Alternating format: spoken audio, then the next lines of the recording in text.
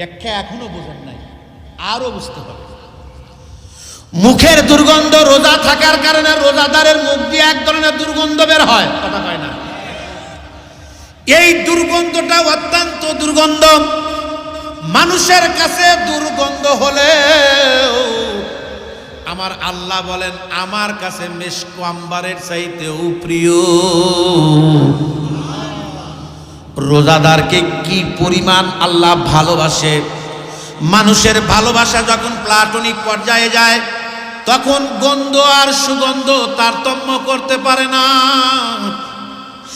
মানুষ প্রেমিকার কাছে যখন বড় খাহেসাত নিয়ে যায়, আর একটু বলি, যখন কোনো প্রেমিকার কাছে ইশক আর মোহাব্বত নিয়ে যায় তখন আর দুর্গন্ধ ওই প্রেমিকের কাছে মনে হয় না, কথা কয় না। তাকে প্রিয় মনে হয়, তাকে অধিক প্রিয় মনে হয়।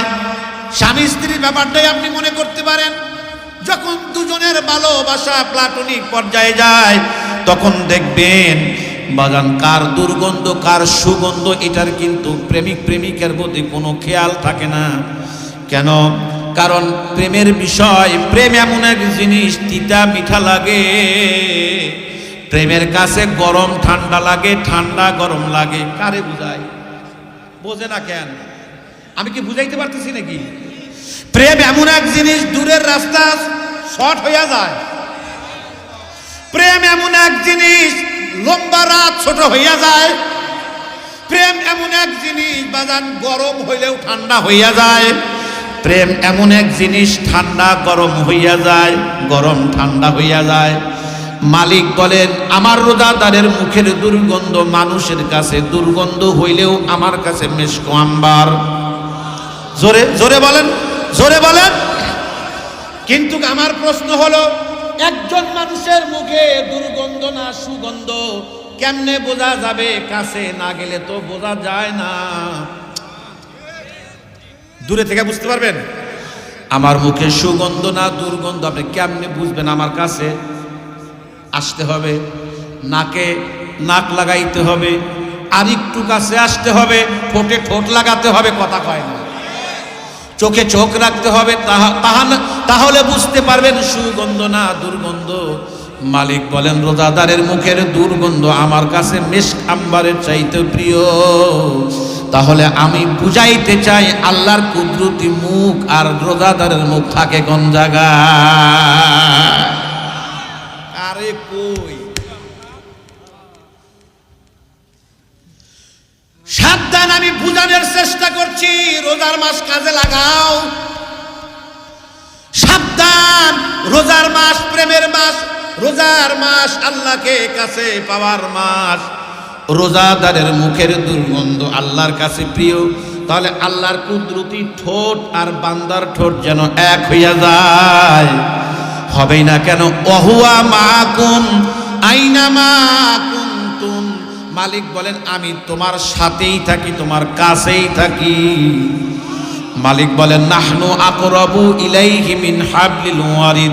আমি তোমার গারের শাহরগের চাইতেও নিকটে থাকি। এই জন্য ভাইজান রাসূল বলেন রোজাদারের মুখের দুর্গন্ধ আল্লাহর কাছে মিশক আম্বারের চাইতে প্রিয়। 2 নম্বর হলো রাসূল বলেন রোজাদারের জন্য तमाम পৃথিবীতে যত সমুদ্র আছে, যত খাল বিল নদ নদী আছে, এই খাল বিল সমুদ্রের ভিতরে যত মাছ আছে, মাছগুলি সেহরি থেকে নিয়ে শুরু করে ইফতার পর্যন্ত বাজানরে রোজাদারের মাগফিরাতের জন্য দোয়া করে। এটা কয় নাম্বার? 2 নাম্বার।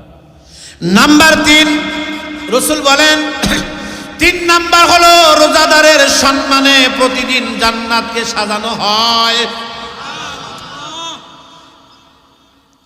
ইস, এমন একটা মাস, এ মাসে মরলেও লাভ বাঁচলেও লাভ। এ মাসে মরলেও লাভ বাঁচলেও লাভ।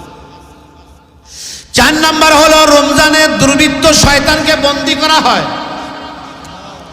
5 নাম্বার রমজানের শেষ রাতে রোজাদারকে আল্লাহ সব গুনাহ মাফ করে দেয়। ছয় নাম্বার, এই মোবারক মাসে প্রতিদিন একজন ঘোষণা করতে থাকে, ইয়া বাগিয়াল খাইরি আকবিল ওয়া ইয়া বাগিয়াশ শাররি আকসির। হে পুণ্যকামী, তুমি এগিয়ে চলো, এবং হে পাপকাঙ্ক্ষী, তুমি নিবৃত হও, তুমি তওবা করো। আল্লাহু আকবার। আমার মালিক বলে, শোন, এখানেই শেষ নয়, এই রমজানে আবার একটা রাত দিলাম, এই রাতটা তোরা কাজে লাগাইও। আমার কাছে এই একটা রাত রোজাদারের সম্মানে